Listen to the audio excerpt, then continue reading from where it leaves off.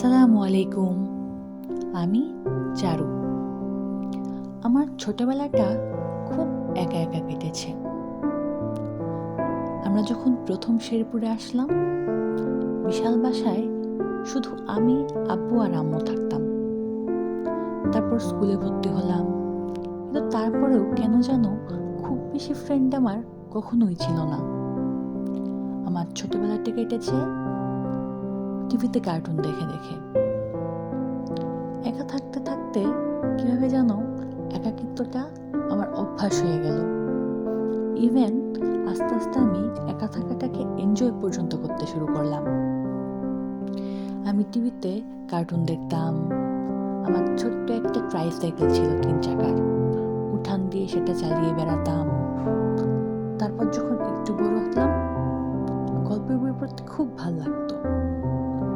আমাদের বাসার সামনে ভ্রাম্যমাণ লাইব্রেরির একটা গাড়ি আসতো, গাড়ি ভর্তি বই। একদিন গিয়ে কি মনে করে যেন ওইখানকার একটা মেম্বারশিপ কার্ড নিয়ে নিলাম।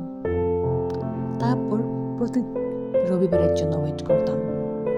রবিবারে বিকেলবেলা গাড়ি আসতো, আর গাড়ি আসলেই আলো আমার আলো, আলোয় ভুবন ভরা, এই গানটা বেজে উঠতো। আমি দৌড়ে বের হয়ে যেতাম। আমার প্রথম পড়া গল্পের বইটার নাম ছিল হাত কাটা রবিন। এটা জাফর ইকবালের একটা বই ছিল।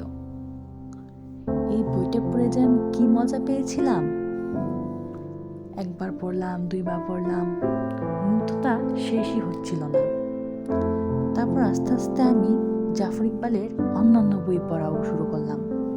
কেন যেন জাফর ইকবাল ছাড়া আর কারো বই পড়তে ইচ্ছা করতো না, আর কারো বই পড়ার কখনো ট্রাইও করতাম না।